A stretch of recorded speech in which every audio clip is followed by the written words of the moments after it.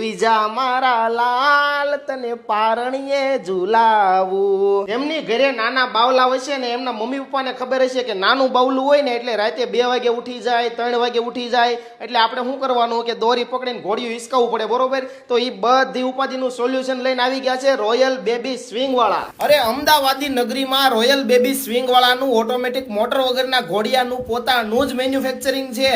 અરે તમારી ઘરે જે પણ ઘોડિયું હોય એમાં આસાનીથી ફિટ થઈ જાય એવી આ જોરદાર કીટ છે.